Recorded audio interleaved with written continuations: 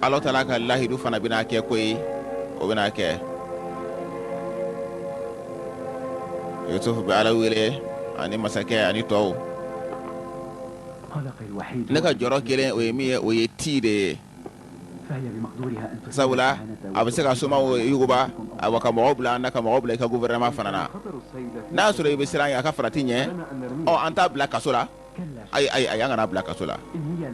n'a tora a ka so kɔnɔ n'an y'a kɔlɔsi mɔgɔ sɔrɔ ani somaw kana se ɲɔgɔn ma o bɛ wasa kɛ o tuma na n'o don a y'a fɔ Holding Hope ye k'a ka na Holding Hope k'a ka na ayiwa ti an b'a bila kɔlɔsili la kabini bi la hakɛ tɛ somaw bolo o ka s'a ma fiyewu a ka don ne ka waati o waati mana diya a ka se ne fɛ yan nka a tɛ daga maa si ye I ka don a kan wa a tɛ bɔ a ka so fana ayiwa somaw dusu kasira u ye sira tigɛ u ni ti cɛ jamana wɛrɛ jagokɛlaw u y'a fɔ an ɲɛna ko alikama tɛ se ka feere yɔrɔ si fo Misira yan o ko kɛrɛfɛ dugu ninnu fana ko gɛlɛya sera olu fana ma ko alikama tɛ sɔrɔ yɔrɔ si maa min bɛ yen n'i kun ye alikama dɔ mara bɛɛ lajɛlen y'a dun ni san damadɔ in kɔnɔna na a tɛ sɔrɔ yɔrɔ si fɛɛrɛ wɛrɛ tɛ yen o tuma an tɛ se fana an ka soma waa caman an k'u to yen kuma k'u fa o tuma na an ka alikama sɔngɔ di nka makɛ an ka bɔtɔkɛyɔrɔ ka bonya bɛɛ lajɛlen bɛ nafolo in de la o ayi an ka bonya bɛ ayiwa baarakɛlaw de la ani somaw de la an tɛ se ka olu to yen o kɔngɔtɔ de an tɛ se k'o kɛ alikama sɔngɔ sisan a ka ca ka tɛmɛ ayiwa bɔtɔkɛyɔrɔ ka wari kan dɛ wajibi don f'an ka ɲɛ tɛmɛ ka bɔ nafolo hakɛ dɔ kan o tuma na a ye taa magasin na aw ka taa an ka wari waganden dɔ ta aw ka taa alikama san aw ka taa alikama san a ye wari dɔ ta aw ka taa n'a ye ka taa alikama dɔ san aw kana segin ka sɔrɔ alikama t'aw bolo dɛ a ye taga Yutarsifu ɲɛfɛ jagoya don f'an ka sɔn k'a fɔ se kɛra an na koyi se kɛra an na a ye taa alikama san nka ne bɛna Akhenaton ani Yutarsifu n b'u sɔrɔ awa ni waati sera n b'u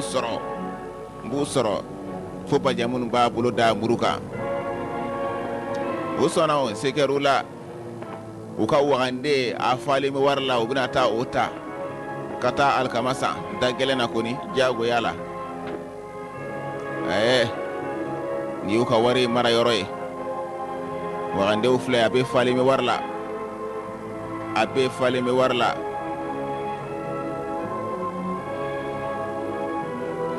somaw dɛsɛra u bɛna wajibiya jagoya la filɛ wari filɛ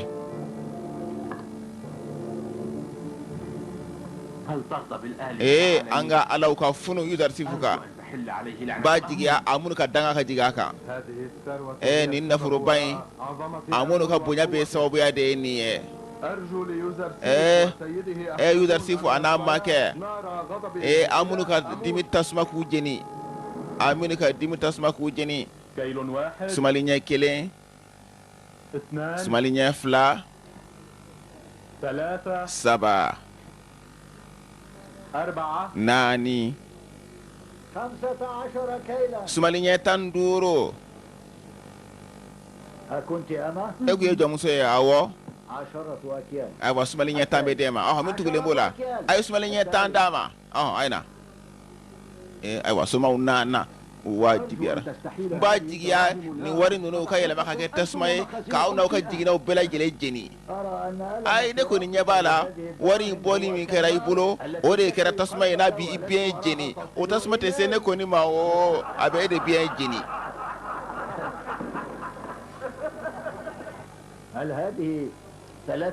nin ye dibunu 3,000 ye wa awɔ dibunu 3,000 don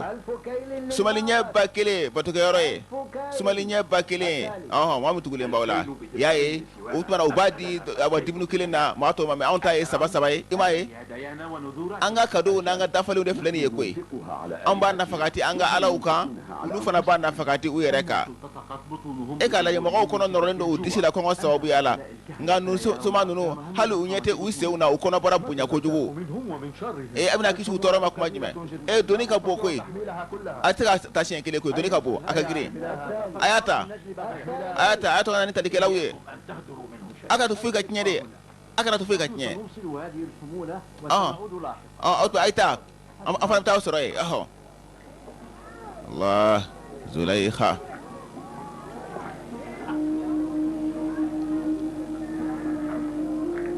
donc ka ca Ala fɛ Zulaykha a tora kelen na Allah a binna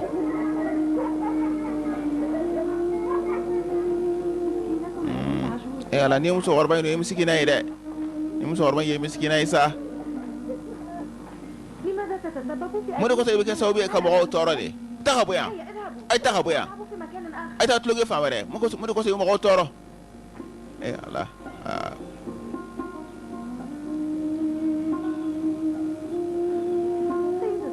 Zulaykha de don wa ne ye de ya e ye jɔn ye e tɛ ne dɔn wa n ko ne kun y'i ka baarakɛla dɔ de ye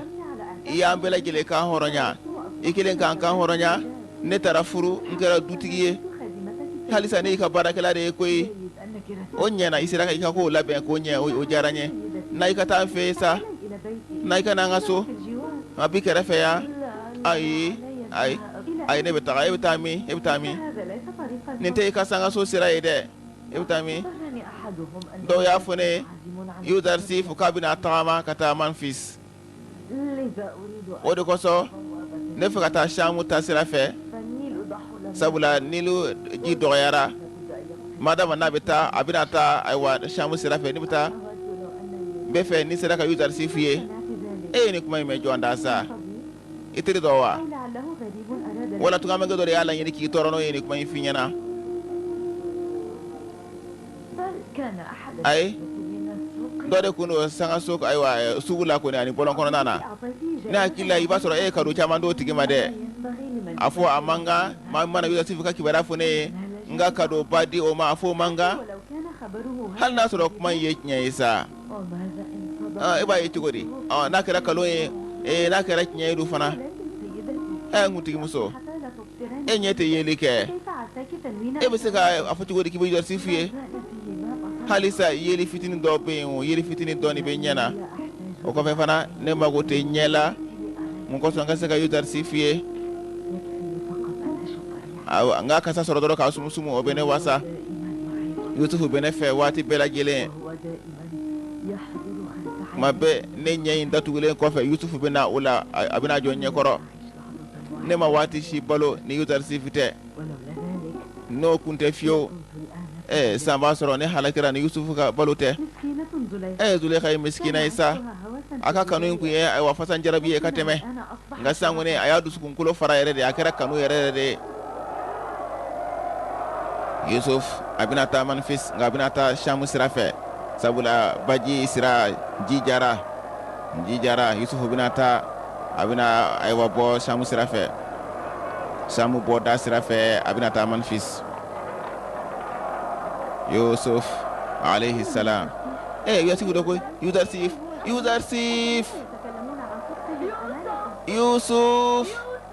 Yusuf a y'a wele a dugulen tɔgɔ la bɛɛ de b'a dɔn ni Yusuf ye nka Yusuf o ye dugulen tɔgɔ ye dɛ mɔgɔ min b'o fɔ o tɛ bɛɛ ye Allah a bɛ k'i kunbiri sabula a bɛ maloya Yusuf kana na ale ɲɛda cɛjugu ye ko ale ɲɛ fiɲɛna ko ale ɲɛda cɛjuguyara Yusuf kana na o ye mun de kɛra ye Ala ka nabi ɲuman e bɛ ka dɔ de ɲini yan ne ye dɔ de mɛn o b'a la ka wele ko Yusuf k'a sɔrɔ yan bɛɛ bɛ ne wele ko Yusuf de a bɛ k'a lajɛ a bɛ jama cɛ la a ye man di e bɛ ka dɔ de ɲini yan muso yɛrɛ bɛ ka ne wele ayiwa ka bɔ a dusukun yɛrɛ la ko ye ni kamana gan ye muso kɔni a bɛ ka wele ni kamana gan de ka bɔ dusukun na an t'a la an bɛ se ka mankutu in an bɛ se ka mankan in tigi dɔn wa mankan in tigi bɛ se ka dɔn wa Yusufu y'a mɛn dɛ a y'a mɛn o ɲinini kɔni nafa t'o la dɛ ka dɔn mankan dɔn nin kɛnɛ in kan a ma nɔgɔn ni mankanba in cɛ la a ma nɔgɔn dɛ an ka taa a y'a mɛn nka mankan ka ca jama ka ca a tɛna se ka dɔn a t'a dɔn mɔgɔ min don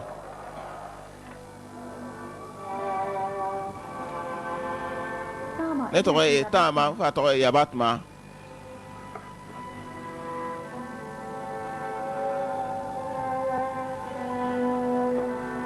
Taama ni y'a ka kan hɔrɔnya sɛbɛn ye Zulekha y'o kan hɔrɔnya i fana i kan hɔrɔnyana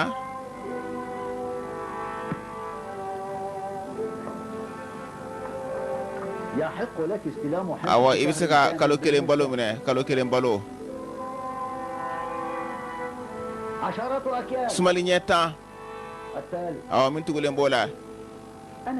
ne tɔgɔ ye Tiyamini n fa tɔgɔ ye Bengi o fana kan hɔrɔnyana o fana kan hɔrɔnya sɛbɛn a bɛ d'u ma gansan n'u kan hɔrɔnyana a bɛ d'u ma gansan o t'a feere u ma u b'a d'u ma de ni i fana kan hɔrɔnya sɛbɛn de ye awɔ i fana kan ka kalo kelen balo minɛ kalo kelen balo gansan sumali ɲɛ 10 maa min tugulen b'o la Allah ni ye baarakɛlaw ye Asinatu ka hakilila ɲɛna ko n'u ye jɔn min ni min nana u ka alikama d'a ma k'a bila baara la o bɛ dɔ fara baarakɛlaw kan o bɛ dɔ bɔ u ka degun na ayiwa ni ye sumali ɲɛ 20 ye e ka taa sumali ɲɛ 20 ye nin ye e ka taa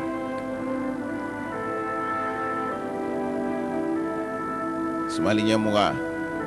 ayiwa Taama fana bɛna a ta minɛ ale ta ye sumali ɲɛ 10 ye Taama ani Tiyamini u kelen-kelenna bɛɛ lajɛlen ta ye 10 ye ayiwa nin ye ayiwa tinsanw ye nin fana kɛra bagan balo ye nin fana kɛra bagan balo ye o ɲɛna kɛra bagan balo ye n t'a dɔn mun de kosɔn n ma se ka ɲinɛ Zulekha kɔ fiyewu ne ma se ka ɲinɛ a kɔ fiyewu ka kɔrɔ ne tun bɛ dimi a kɔrɔ a ka kow fɛ nka sisan n b'a kanu yɛrɛ de n b'a kanu a tɔɲɔnen don koyi n b'a kanu fɔlɔ n tun bɛ to ka dimi a kɔrɔ nka sisan a kanu yɛrɛ de bɛ na Zulekha kɔni fɔlɔ n tun bɛ to ka dimi a kɔrɔ nka sisan a kanu yɛrɛ de bɛ na Zulekha kɔni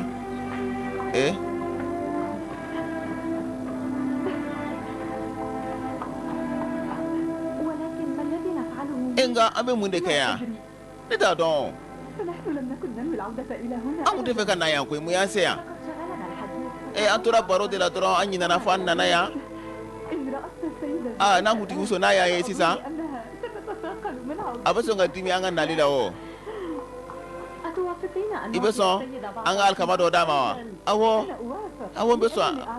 awɔ an ka dɔ d'a ma sabu ne b'a dɔn a tɛna taa jiginniyɔrɔ la k'a bɛ taa alikama ɲini abada ne bɛ siran kɔngɔ ka n'a faga ka to yen o tuma an ka taga u nana u ma dabɔ a kama u tora baro la dɔrɔn f'u nana u yɛrɛ sɔrɔ sangaso da la u delila yɔrɔ la u ma wuli yan nali kama u tora baro la dɔrɔn Zulekha kanu b'u la u nana palɛ la k'a sɔrɔ u ma dabɔ a kama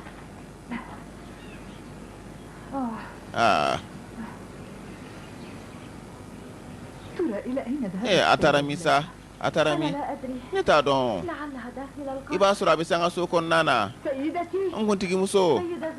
Zulekha n kuntigimuso an kuntigimuso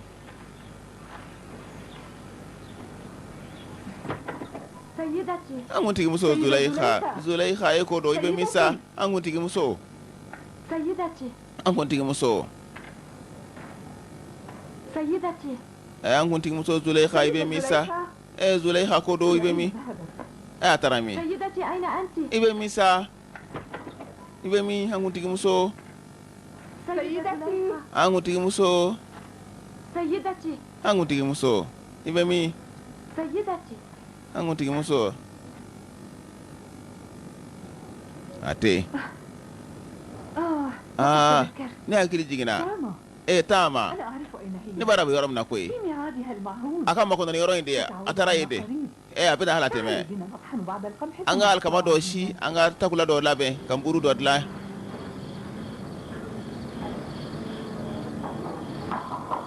Allah anatola fle Zulaykha abeti sigoro na kata Yusuf ka kibari anyini Zulaykha anatola fle aka baraka la fla o filare o ma dabo yanna li yere kama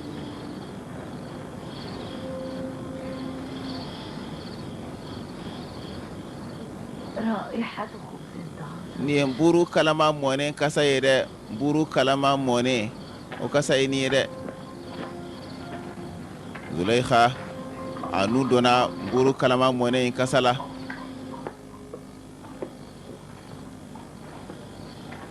aka jomuso way munu ka horanya o be ka dumuni labe aka sokono palela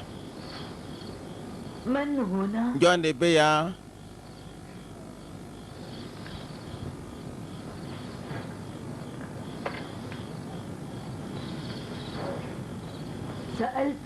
ngode jonde beya yangu tigi muso bismillah bismillah ikaso angu tigi muso ay nyini fambela gele fe na awa mburu kalama mone be an ayadu ka foki bena ko ngobila o ay mburu kalama mone laben ye mburu kalama mone sisa aw be se kuma la fana ke jonne ya foye aw ka se kana ya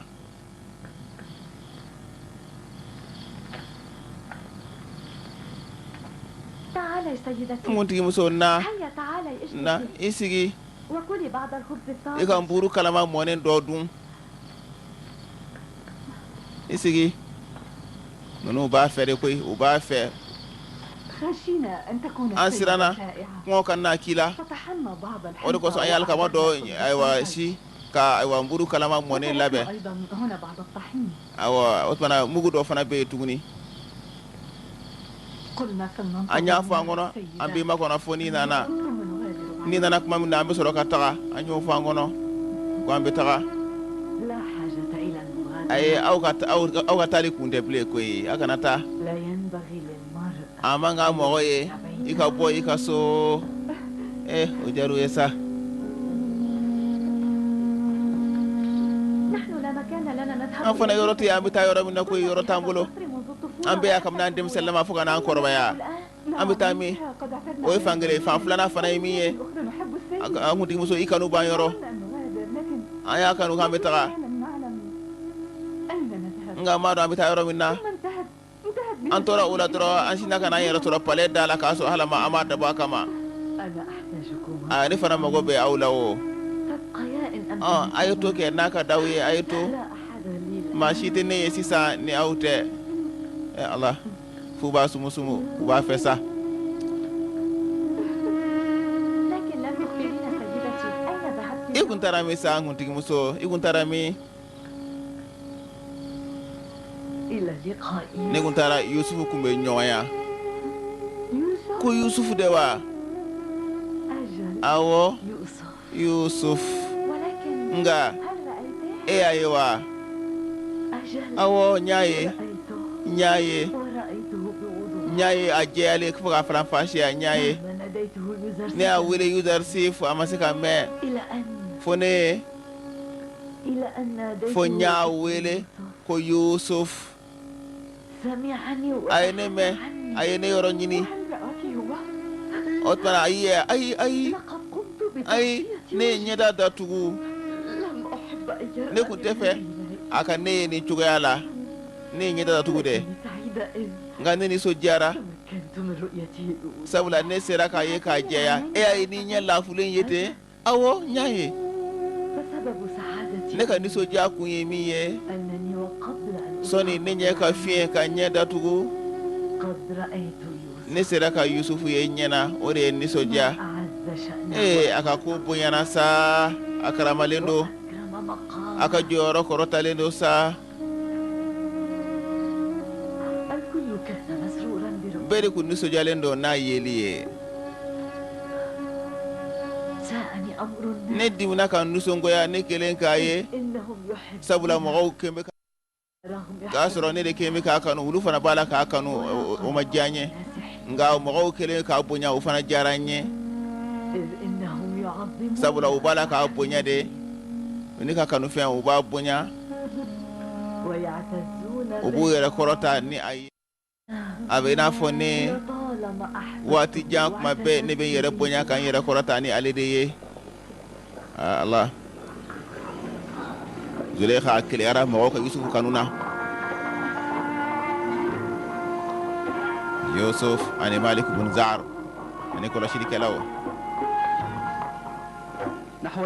an ka taa jiginɛw yɔrɔ la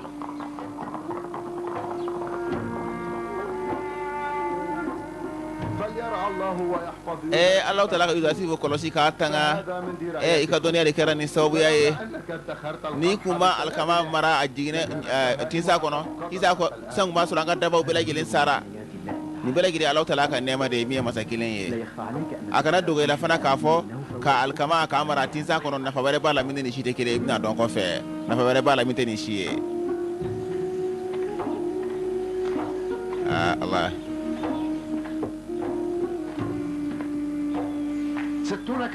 sumali ɲɛ 60 awɔ min tugulen b'o la Oro Amun min ye Batki den ye den 7 ayiwa saga 15 ani misi 2 o tuma mɔgɔ bi ta ye sumali ɲɛ 70 ye o tuma bɔrɔ 2 baganw ye o ye 20 ye dibunu 2 a bɛɛ lajɛlen 90 dibunu tɛ ne bolo o tuma sanu ni wari o fana tɛ n bolo sanu tɛ n bolo wari tɛ n bolo nka misiw ni saga de bɛ n bolo a ye sagaw ni ayiwa misi ninnu minɛ o tuma aw ka a sɛbɛn kosɔn a ka dɔn k'a fɔ jamana ta don aw ka segin ma k'a t'u bolo kɔnɔ aw kelen k'a sɛbɛn e fɛ k'a fɔ ne bɛna sanni kɛ ni saga min ye ani misi min ye n bɛ se ka o mara ka u yɛrɛ fɛ yen wa awɔ nka i k'a dɔn k'a fɔ jamana de t'a dɔn wa i k'a dɔn fana jamana mɔgɔ mana kala kun o kun a b'a minɛ fana i k'o fana dɔn n b'i fɔ k'i barika da n b'i fɔ ne ma fɛn min ka fisa ka tɛmɛ nin kɔni kan a ye alikama di yan n ka misi ninnu dɔ ka misi ninnu dɔ ka sɛbɛn jumɛn di ka sɛbɛn jumɛn di misi n b'i fɔ k'i barika da n dusukun yɛrɛ la ala k'i kɔlɔsi n'a sɔrɔ wari t'u bolo a ye sanu ni wari minɛ u bolo n'o fana tɛ yen u ka baganw aw k'o minɛ mɛ a ka t'u bolo n'o fana t'u bolo a y'u ka sow fana minɛ aw ka tila ka o sɛbɛn jamana tɔgɔ la aw ka tila k'u to yen u ka to u ka so kɔnɔ aw ka n'u labɔ u ka fɛn bɛɛ lajɛlen a y'a sɛbɛn k'a fɔ jamana ta don aw ka tila k'a t'u bolo nka ne kɔni ne ma se k'o faamu dɛ o kun ye mun ye mɔgɔ wɛrɛ ne ka laɲini o ye ka se ka ladiriya sabati de ye i bɛna faamuya kɔfɛ an ka taa i bɛna faamuya kɔfɛ nin baara in kɔni ne bɛ n'a fɔ sɔnni de ye koyi wala tulonkɛ n tɛ ka nin faamu dɛ e bɛ ka alikama di mɔgɔw ma k'u ka nafolow la nka nafolo fana i tɛ k'a minɛ nafolo bɛ ka to a tigiw bolo e ka sabari bani n'a waati sera i bɛna nin tulonkɛ a bɛna kɛ hakika ye i ɲɛkɔrɔ i ka dɔn k'a fɔ Misira a sanfɛla kan ka kɛ dugumala de ye k'a yɛlɛma a maabaw de bɛna kɛ maa jasilenw ye ka jɔn jasilenw kɛ maabaw ye o de bɛna kɛ yala o bɛ se ka kɛ wa ni Alahu Taala y'o laɲini o bɛ kɛ ala Zulekha isa o bɛ ka fɛnw feere mɔgɔw ma n'u ka fɛnw ye nka u bɛ tila k'a t'u bolo Zulekha a ɲɛ datugura sa a kɛra fiɲɛtɔya ye Allah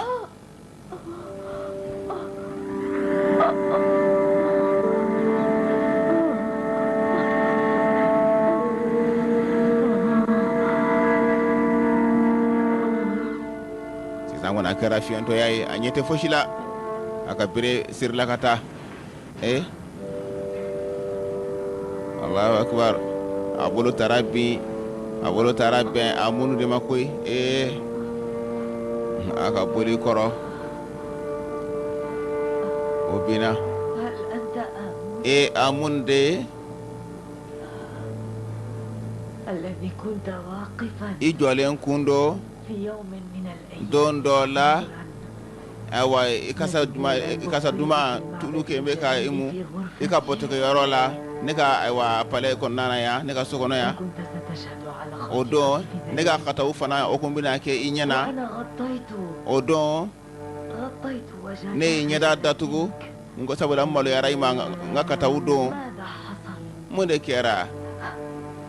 لماذا صرت بين الأقدام؟ mun de kosɔn i farala nɔgɔw kan أعلم ne b'a dɔn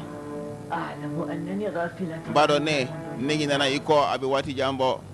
أنت تراني عليلة وعاجزة nka i b'a ye ne banana n dɛsɛra غير قادرة على الاهتمام بنفسي n tɛ ka se ka hali mago don n yɛrɛ la فأنا لم أنسك وحدك ne ma ɲinɛ i kelen pe koyi amun حتى نسيت نفسي hali ne ɲinɛna n yɛrɛ de kɔ فما دمت أنا صاحبة جاه madama ka ne to bonya ni cɛɲatigi ye كنت أنت أيضا محدثا i fana kun ye awa bonyatigi ye غفلت عن نفسي nka kam ne ɲinɛna n yɛrɛ kun kɔ dɔrɔn غفلت عنك أيضا ne ɲinɛna i fana kɔ ولا يخفى عليك a kana dogo i la أن amun غفلتي عنك كانت عمدا k'a fɔ ne ɲinɛna i kɔ ne ma daba kama dɛ تعلم أنني قدستك طيلة عمري i k'a dɔn k'a fɔ ne y'i bonya n si bɛɛ lajɛlen kɔnɔ للأسف nka لم تكن تهتم e de kun mago fosi kun tɛ ne la ne ye n si bɛɛ kɛ e de bato i mago fosi tɛ na بي i mago fosi ma kɛ ne la أنا آلهة معبدي ne min ye i ka ayiwa amunu batokɛyɔrɔ alamuso dɔ ye ne ye استحييت من اقتراف الذنب في ne maloyara n kana ayiwa katawu kɛ i ɲɛna ne maloyara i ma o don إنك رأيتني ذليلة بين الناس nka i ye ne ye bi n dɔgɔyalen jasilen لم تحرك ساكنا i ma se ka fosi lamaga ka se ka ne dɛmɛ amun i ma foyi kɛ ka n dɛmɛ على كل nka cogo bɛɛ lajɛlen na أنت آمون e ye amunu de ye آمون e ye amunu de ye كبير آلهة مصر misirakaw ka alaw la belebele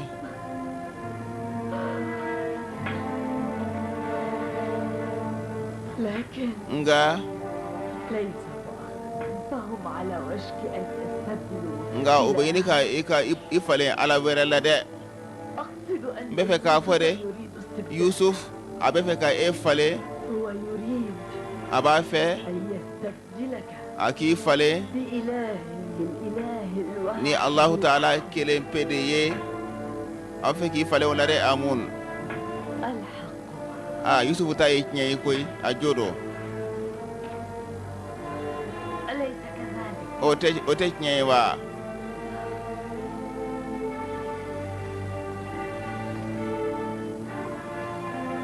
أرأيت يا آمون i y'a ye wa amun يوسف yusuf لم يكن إلا fosi kun عبدا tɛ jɔn de kun don وقد جعله ربه nka a ka عزيزا ala o de y'a kɛ azizu misira ye ka jɔyɔrɔ d'a ma من البديهي wajibi don أن يقدم yusuf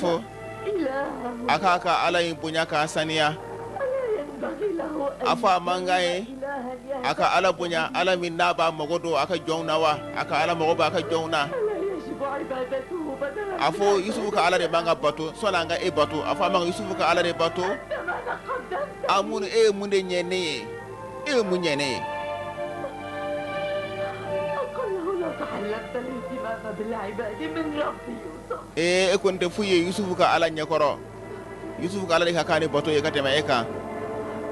yusufu ka ala o de kan ka bato ka tɛmɛ e kan dɛ amun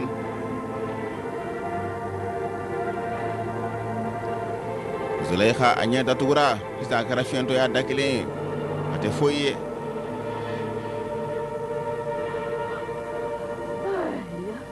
هي nin de ye وثيقة عبودية yusufu ka jɔnya sɛbɛn filɛ nin ye ما زالت معي a filɛ a bɛ n bolo i y'a ye wa amun فرب يوسف yusufu ka ala أخرج عبده من a y'a ka قبره jɔnkɛ labɔ jasileya ni dɔgɔya la ka taa n'a ye kɔrɔta ni bonya dan na a ka ala y'o de kɛ nka e فأخرجت سيدة مصر ayiwa misira kuntigimuso n'o ye ne ye i ye ne bɔ n ka bonya de la kana bula ni jashilen yala yo de ke Yusuf ka ala ka danga o be ala to be lajjelen ka awa ala deselen Yusuf ka ala ka danga be auka ne be mun ke ni jashilen yala ni ndo yala ni ala jashilen nunu Yusuf ka ala ka danga be auka nga أنت أعجز من أن ترمي زليخ ekoni idesele no itise ka fusi ke ne فأنا أظن e ka doron أن ذري زليخ هو أيضا بإرادة ربي etna se ka fusi aywa etna se ka fusi ke Zulaykha e kanye Yusuf ka alama nin doya ni jashilen ya nin doya ni jashilen ya ne be minna itise ka fusi nyene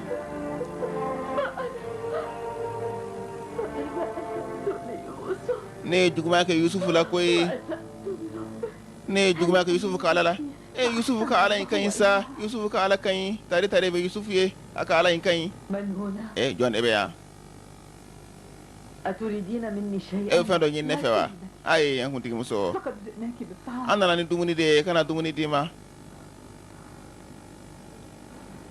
رأيت ما مدى aw yaye ne min ke amunu na ba igwanga ni ke kam ni wati ja ni nyana igwanga ni ke kam ni wati ja ni kanga ni ke sa كيف لي أن أؤدي حق ربي؟ Yusuf ka ala mbaka hakedi chugudi sa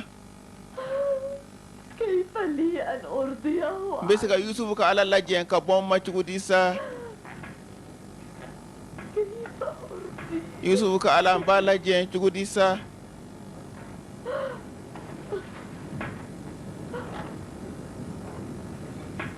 Yusuf ka ala mba lajjen chugudi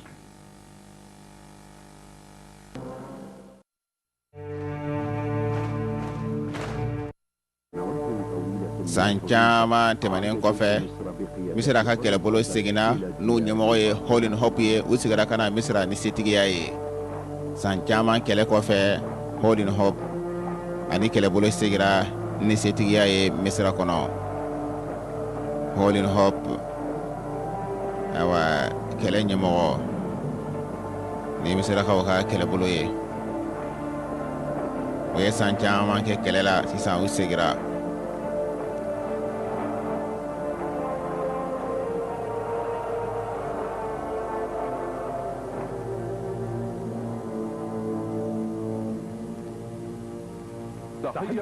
fole o be ala akhnatun ka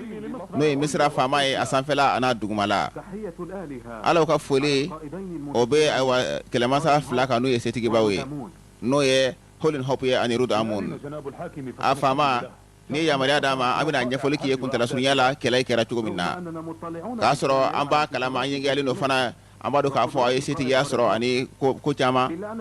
nka an ka o kuma in mɛn i yɛrɛ da o fana o ka di o ka d'an ye o kɔni o y'i ka nɔgɔya de ye sa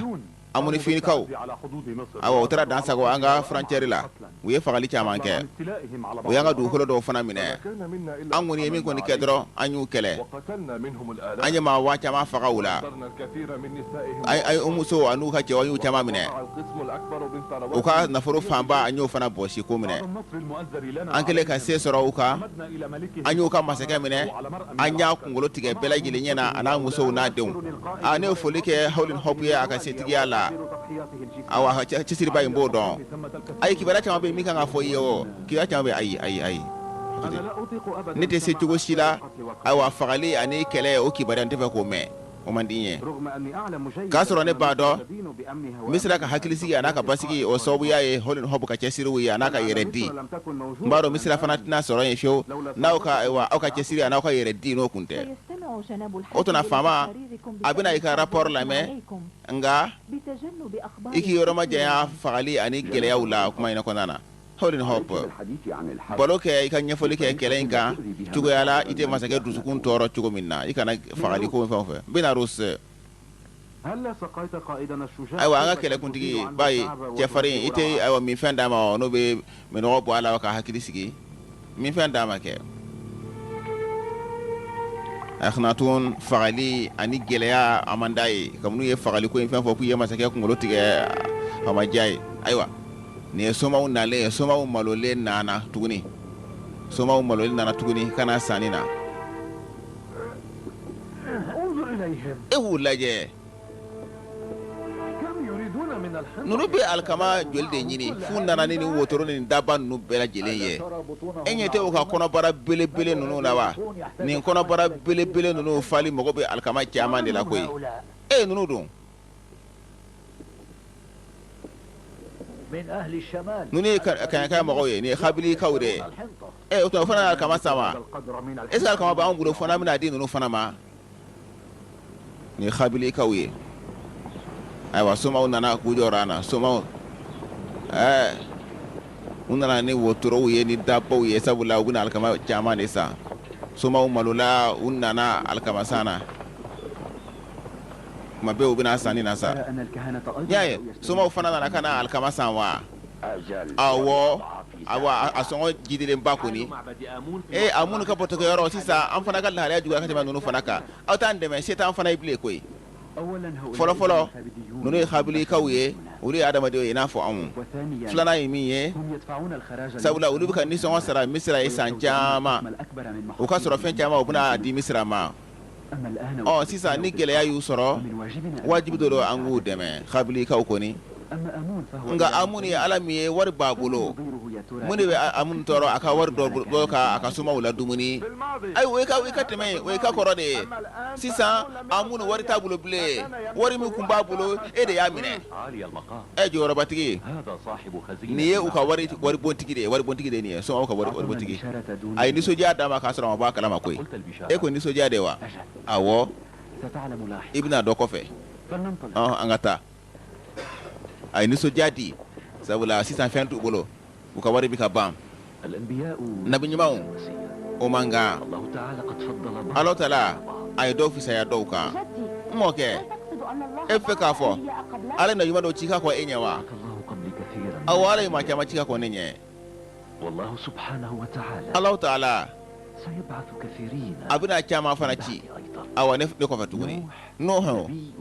ani Ibrahim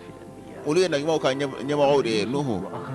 anga mo yusufu ani mo weraw ulu ye ko fe mo we ومن ثم يبعث الله ختم orod la Allah taala bina kiraw da ba fana ci أحد أبناء afana bina bo ne bina ke Ismaila deundela mfa أخبرني أي afonyena na yuma jumede kabo nabi yuma wala o yena yuma mi naka kiriya bina ke du ko lo fam bela jirenka لقد أناط الله sabul ala ya lanyini إلى كل واحد من na yuma kilinga na bela jirema aka mo de kana ku blasira ne fleni ye مكلف به ne wajibi alendo ne kanin dugula mo de kana nga nabi yuma kire no ahmad ye abina ke chika la se du ko lo fam bela jilena لماذا لم يأتي بنيامين؟ mun ko so binyamin mana de ألم يعلم أنني ما زلت في atadu ka fo ni balaka mako no wa binyamin amana لا تقلق يا kana joro safa kana أنا joro سوف ألحق به awo mbita wuli kana yaquba nama binyamin ya adusu be toro sabula binyamin de kembe ka awo yusufu jorota ni binyamin ba ko adusu be da doni binyamin mana lebina binyamin mana de lebi kuma sera aywa dina yusufu bala muso dina abe kata binyamin no fe kata wele binyamin lebi wati namana yakuba fe doro adusu be kashi yakuba dusu kashira binyamin ذهبنا من أجل حصاد أون تركتا الكمال تيجي يحمل الكثير إلا أما أننا كما لم سرو. نأخذ هذا القليل nganguni fitini mve anguni ayo tige فنموت من الجوع ote ngobe ansi andana قلت في نفسي ne afongono قليلا ngojo ngal lafiya doni be soro kataka أنت تعلم أنه إيه يتوقع بعدون. لقاءك غروب awat الشمس. lebi ot lebi لا abafu تجعل kibena de يطلق علي. kana suma ifa kasa الحوادث أحيانا ay kuma dola ko do be kemi be mo wala suma yawo ga ko ka fu nyingu tala sunya wala mambana ka tawo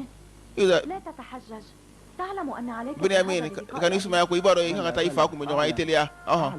bado أطلب العفو be ya fanyini اذهب كي لا يطول angata انتظار أبينا. angata amfa kana makono kame angata binyamin na mata dro ni yakuba mai adusu be kashi sabula o de bika Yusuf ko nɔgɔya ma dɔɔni Benyamin أعذرني يا أبي. ya fama fa ya fama أعدك أنني bela hidu taye سوف آتي للقائك. mina ikume ɲɔgɔnya la في عودتي من المزرعة. ni bɔra foro la dɔrɔn bɛna في فراق أخي. ne bika degun min sɔrɔ Yusuf fara ɲɔgɔnya la n tɛ s'a kɔrɔ fiyewu فلا تؤذني بالبعد. kana n dusu kasi kan yɔrɔma janya ne la Benyamin عفى الله عني. ala kana yafa ne ma fiyewu n'a y'a sɔrɔ ne y'a dab'a kama k'i tɔɔrɔ o ma kɛ fiyewu n t'a dabɔ i tɔɔrɔli kama n fa ne b'a ka Yusuf ko nege da dɔɔni لا أنيس لي في غيبة يوسف غيرك. Yusuf ka taali in kɔnɔna na foyi tɛ ne ye ni e tɛ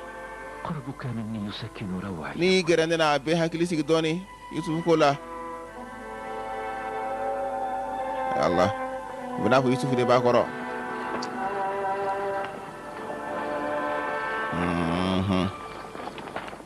Allahu akbar Sayyidina Yusuf alayhi salam awa Yusuf a bɛ ka n'a masakɛ fɛ yen ni sufɛla ye Yusuf a n'a ka denbaya a bɛ ka n'a masakɛ fɛ yen alayhi salam Yusuf a n'a furumuso Asinat a n'a denmuso Manasa a n'a denkɛ Afrahim Yusuf ye den fila sɔrɔ denmuso o ye Manasa ye a den cɛmani o ye Afrahim ye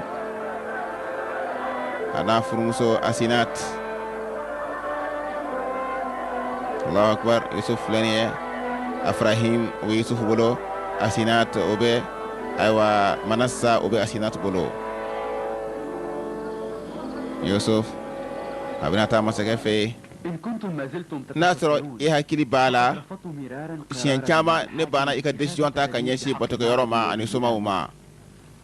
لعلك تريد e fɛ k'a fɔ a waati sera de wa تماما. awɔ a waati sera sisan السيدة نفرتيتي Nefertiti ani Asinat دعاني وحدي مع a y'an to an kelen na Yusuf ni Yusuf a y'an to an kelen na aw ka taa fɔlɔ nin ye kuma giriman ye dɛ waati min b'a la ka makɔnɔ kabini waati jan k'o sera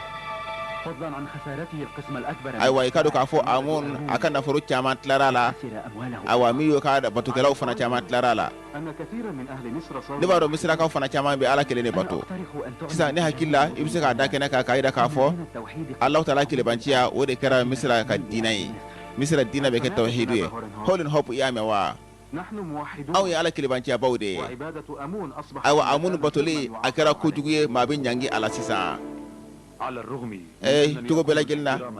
hali n'a sɔrɔ Amun batokɛyɔrɔ a bonya bɛ ne yɔrɔ إلا أن أمر nga faama ka yamaruya o de ka girin ne yɔrɔ ka tɛmɛ n ka limaniya kan ani n ka kanuko kan n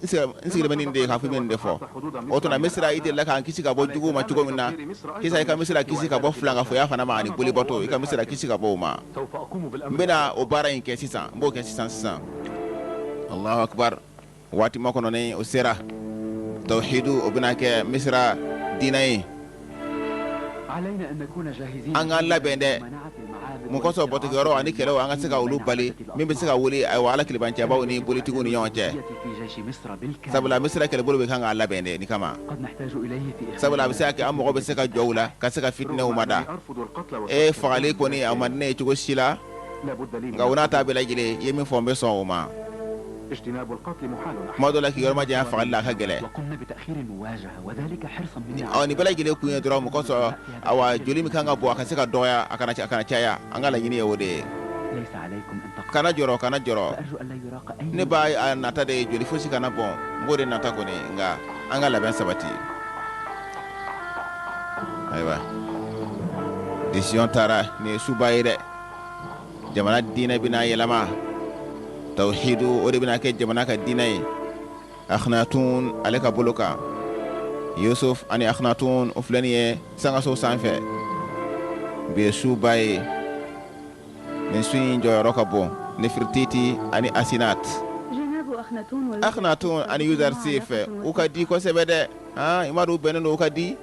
إن جناب الحاكم i k'a dɔn faama a bɛ Yuzarsif lajɛ de k'a fɔ kandabaga don k'a fɔ Ala ka ciden de don a b'a lajɛ ni o de ye o bɛ sanfɛ nin ye suba ye décision ba taara يا نبي الله. i y'a Alahu Taala ka nabi ɲuman ite ala wele joli fosi kana bon ni kana bo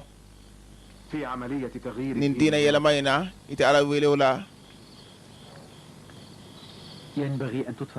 wajibu do songo baw no songo dagele yo ka ke ka se ka ko baw la soro tugo bela gelena e ka do joli chama de kanga bon ala ka sira in ka de o joli me flani o de be dusukun dibi ale noro o de be dusukun fagale fana nyena maya o joli nu koni wala ta bela gelena ne dalima la ka fo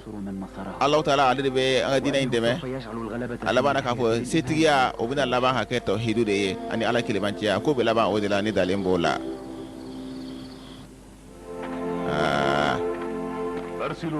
ay ci de bla kata misra fa bela gire aka fo tauhidu o de kera jamana ka dina ye aka fo boto goro mo fana ye ka fo aywa amunu dina ye ko lase ko mo wele kata o ma we ko jugude ma bi nyangi ola aya fo wele kelawe o kan ko info misra jojana pampara bela gelena kan fo robe amunu ka ya fanema ni karbalendo ni jagwalendo ne bado ka fo amunu ala wala belebele bedala fana ka fo akhnatun fana de fama baye misra kono ya ka fo ala udendo kator akhnatun demin do afilila aye afauka ala janfa aye dina yelama hal no do aywa bi amrin min hakim misr hama fama ka yamariya akhnatun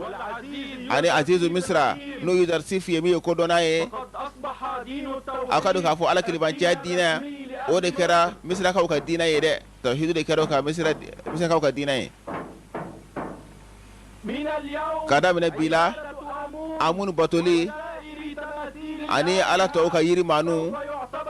o ye junubu de ya fatake min na fiyo kada mina bila ne kumbado yudar sif abina boli bato ba misra kona ya nga anga koroshi aywa suma wala de suma utna ujo aywa ku bolo firige de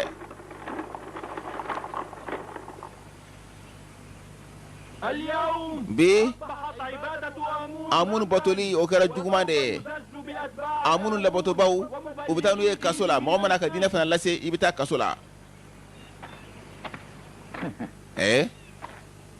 ماذا لقينا منه لنلقى من ربه اي مودي يالا نمتو اكالako انت تكره يوزرسيف ابا كونde sabula ayi majigi ka bunya ko fe note awma fu yuzarsif la funa kera here ani fantaw ka baraku ka hinawla alima fu sikawiye إنما خدمكم مامي بارك أوي أنا نيوانا ودي لقد عمد إلى خزانة أمون أتبنا أمون كا جينا أنا كوري أيات بلا جلب منه أتبع أن فرتيو أو نيوانا ويا أنا فرو بلا جلب منه أمثالك أن تكره يوزر يكون إيه منا كون تبلا ناو sabula ay aw doyade mun ko so ala nyena ma abu to kata ala batu awti ala miye sabula aw ka ala nyena ma mi nambayi o masika fushi nya aw yede o ko so yuda sifu ka ala dum ante miye ayambo sanji ko gele ala ka tlaka ambo jo yala ni jashi ne yala yuda sifu ka ala aw nye bo la ko so mi soro kateme aw ka ala nyena ma nunu kan yere koy yuda sifu ka ala bi ka so mi o de la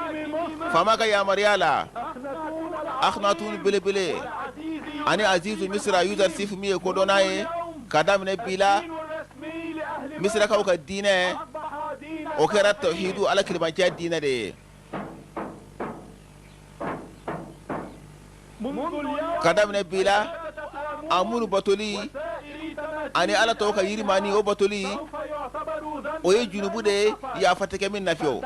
ayaw dadde kamalenu ayaw dadde abeka min fo aba kalama wa kamaleni somake idalen bi yer la de fi biki ba fama ka ya maryama yala fama akhnatun alade ya fa nyana kan ni weleda sugula ni bolon kono nawna awo andi do sif ulde ya fo mama mana joni kon nunya ala kili batiani mo mana jo nya o tigi beta kasula ala kili batiani mo bana ma ibita kasula aywa كنت أعلم أن إجراءات ne kun b'a dɔn Yuzarsif ka ko ninnu تقود إلى هذا. a bɛ taa laban nin de la o ما زال الكثيرون hali يتبعون sisan آمون maa caman de bɛ ka tugu Amun kɔ حشد غفير من maa الناس caman de fana k'u dalajɛ ayiwa batuguyɔrɔ da la u bɛ fɛ ka kɛlɛ kɛ ka fara Amun juguw kan نحن مجبرون أن ندافع jagoya don an ka kɛlɛ ka se ka yɛrɛ kun sabati koyi jagoya don an bɛ kɛlɛ kɛ الحرب مع يوسف. an bɛ don kɛlɛ la ka fara Yuzarsif kan ani Akhenaton kan قوة كهنة المعبد sabula an ka batuguyɔrɔ ka fanga o m'o ye fɔlɔ kɛlɛbolo jumɛn الجنود عندنا kɛlɛbolo t'an bolo o بهؤلاء الناس. ni maa ninnu filɛ nin ye إن قمتم بتجهيز هؤلاء n'an y'u الناس labɛn ka kɛlɛminɛ d'u ma u bɛ kɛlɛ kɛ fo k'a farinya القتال.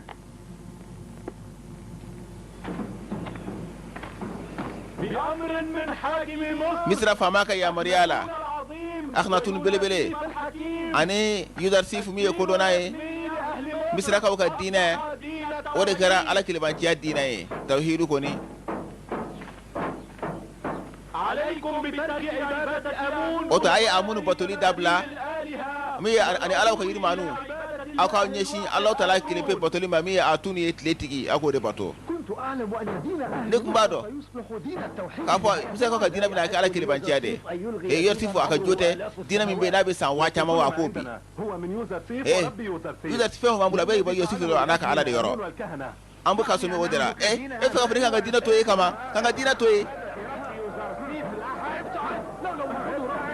ayiwa a kɛra bolila kɛlɛ ye awa tawhidutigiw ani boli kanubagaw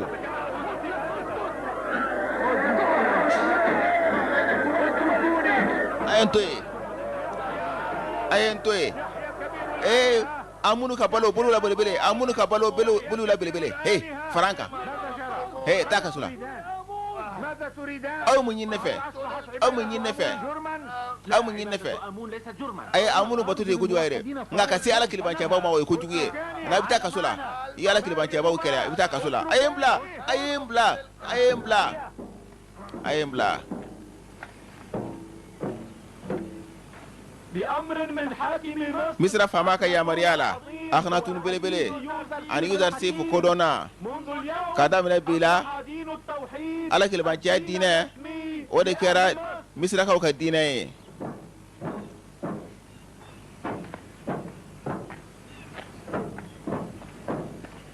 عليكم بترك عبادة أمون a ye Amun batoli dabila ani yirimanu tɔw a kana a si bato aw k'aw ɲɛsin Alahu Taala kelen pe bato ma min ye Atun ye min ye tile tigi ye دين أمون ليس سيئا. Amun ka diinɛ kɔni o man jugu somaw bolo o de kosɔn u bɛ balo la ɲuman sɔrɔ ani dumuni la duman ani musow la ɲuman u b'o sɔrɔ u b'a kɔn mun na u t'a kɔn o kɔni o somaw kɔni هل صحيح قولهم yala tiɲɛ don Yuzarsif فعل من أهل مصر k'a ye Misiraka bɛɛ lajɛlen k'a ka jɔn ye لحكومته a n'a ka gouvernement ka jɔn ye أيام أمثال ne ni ɲɔgɔnnaw ka an ka ko bɛɛ la an ka denw fin an bolo فلا يختلف علينا الأمر. ko kɔni a bɛɛ ye kelen ye an kɔni ma o kabini daminɛ an kun ye jɔn de ye لن يتغير علينا شيء foyi ma yɛlɛma anw bolo koyi أما أنت فيؤلمك e kɔni min bɛ digi i la بعد أن كنت مولا sabula i kɛra jɔn ye k'a sɔrɔ e kun ye jɔntigi ye يوزرسيف Yuzarsif هو أنه أطال ألسنة ayiwa a ka juguman ye min ye dɔrɔn a ye aw nɛ janya k'aw bila kuma la Yuzarsif y'o juguman de kɛ k'aw nɛ janya k'aw bila kuma la a ta ye tiɲɛ ye koyi من العزة إلى الضعف ka bɔ bonya la ka taa dɔgɔya la ayiwa o ka gɛlɛn koyi الدين الرسمي لأهل مصر Misirakaw ka diinɛ دين التوحيد. o de ye tawhidu diinɛ ye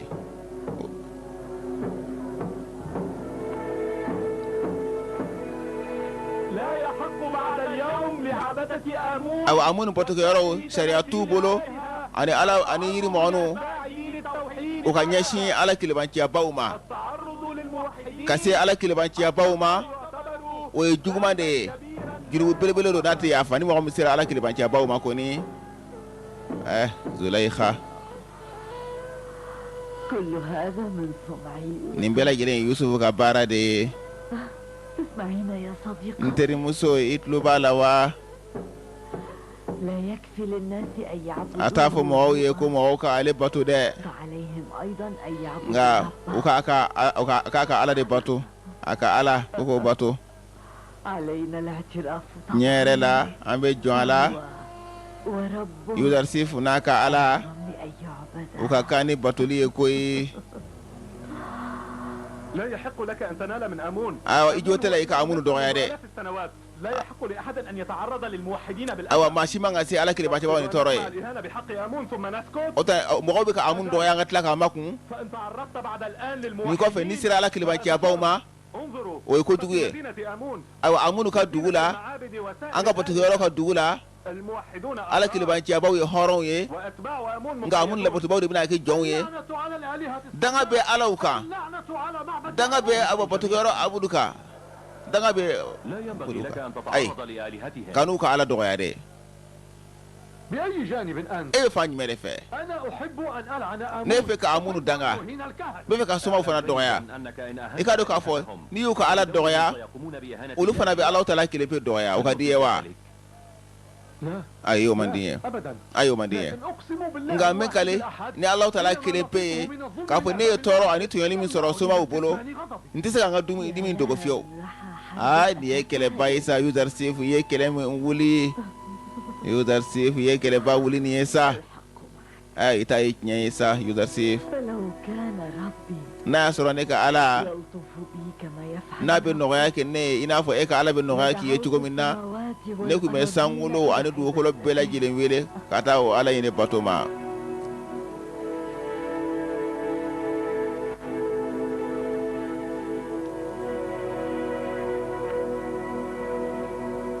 ما خطبكم؟ mun de kɛra ماذا تريدون aw مني؟ be mun de ɲini ne fɛ عالي المقام e jɔyɔrɔbatigi الكفار ينالون من kafiru دين آمون u bɛ ka amunu la dɔgɔya دعوتي إلى دين u bɛ ka a wele ka taa ala kilibaciya diinɛ de ma يجب أن نعلم ما الذي عند جناب an bɛ fɛ ka don alikimahu min bɛ e yɔrɔ i k'o fɔ an ɲɛna يفعلون شيئا mun de ko sa a tɛ fɛn kɛ de بضعة أيام ni ye tile damadɔ de welelikɛlaw b'a la ka weleli kɛ دينا للناس. u bɛ ka fɔ tawhidu ko kɛ awa diinɛ kura ye يدعون e إلى ko de k'u b'a la ka weleli kɛ kɛnɛ kan de wa لقد طمرنا رؤوسنا awɔ an y'an kunkolo awa tereke duguma yɛrɛ de الذي يدور من حولنا. fo bi a kɛrɛfɛ an t'a kalama de wa فعل فعلته yusuf y'a ka baara kɛ القاضية التي زلزلت عرش آمون وأتباع o آمون. tuma amunu ka sigiyɔrɔ a n'a labɔtuba a y'u bɛɛ lajɛlen yɛrɛ yɛrɛ o tuma a to an ka miiri an ka kiri fara ɲɔgɔn kan الوقت الذي كان جديرا به. ayi i kan ka miiri waati min na ka hakilina de i m'o kɛ o اسمع نصيحتي عندما i ma sɔn ne ka hakilina fana ma ne kelen k'a fɔ yusuf sifu ni kanatu ni k'u bɛɛ lajɛlen faga i m'o fana mɛn الآن. sisan kɔni i bɛna ye o ما كان يجب علي القيام به ne kan ka min kɛ ne y'o de kɛ koyi لكنك قمت بما كان من شأنه أن يوصل nka e ye fɛn de kɛ fɛn min n'o kɛra sababu ye ka yusuf se a sagoya la اكتفيت بالجلوس فقط. e kɔni i y'i sigi dɔrɔn de i y'i sigi dɔrɔn i ma foyi kɛ يجب أن أعترف أن يوسف ne yɛrɛ la fo n k'a dɔn k'a fɔ yusuf n'a ka ala fangaba de bɛ u la ayi yusuf ka ala fanga t'a la بل نحن ضعفاء. anw de lafulen don se tɛ anw de lafura anw de lafura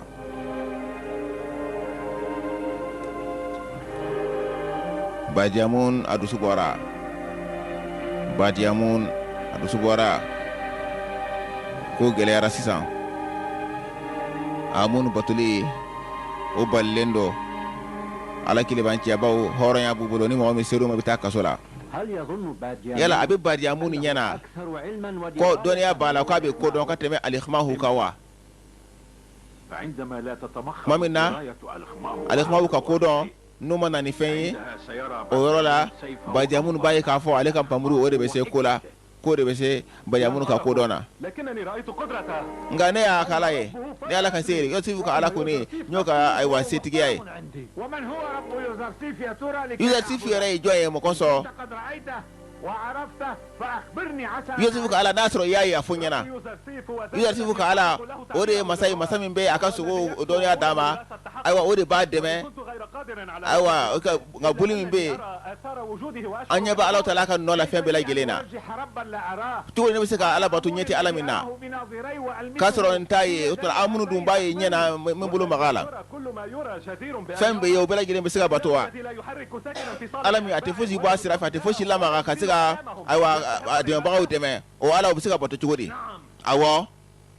إن الآلهة i k'a dɔn ala min من أعدائها n'a bɛ tajuru sara bɔ a juguw la تليق o ala kan ka se ka bato a y'a sɔgɔ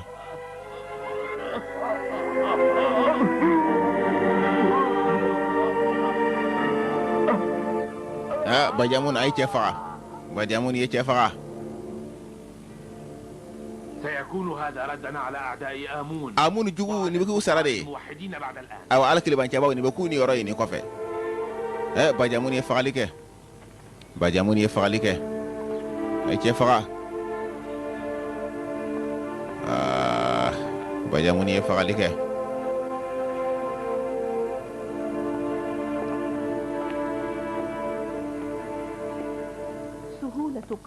maa fa o ka nɔgɔ Badiamun ani a ka kɛlɛmasaw yɔrɔ i n'a fɔ ji min ka nɔgɔ ma cogo min na cogo di adamaden jɛlen o bɛ se k'o faga ta k'o joli bɔn ta ne y'a laɲini ka u muslaka de nka u ni muslakali man kan fiyewu k'a daminɛ bi la an minnu batoli awa ani k'a diinɛ dɛmɛ k'a lase mɔgɔw ma n b'o filɛ kojugu de ye maa minnu b'a ka diinɛ lase an b'u dɔn kaso la n'u ye maa kelen faga ala wa tawhiditigiw la n b'u ka batigiyɔrɔ ci u kan n'u y'o kɛ a y'a yira yɔrɔ bɛɛ lajɛlen la k'a fɔ ayiwa bolibɔtɔlaw ka weleli o sariya t'u bolo tuguni mɔgɔ mana se ala kelebancibaw ma o ka ɲangata ka gɛlɛn a y'o lase mɔgɔw ma maa ma ni sera tawhiditigiw ma i ka ɲangata ka gɛlɛn somaw wulilen don aw y'a ye wa a y'a ye u bɛ ka min kɛ Amun batoli la wa u y'a tigi faga de sɔnni u ka taa n'a ye kaso la kɔni Dama ani Tchemini a filɛ nin ye a bɛ yan koyi a bɛ yan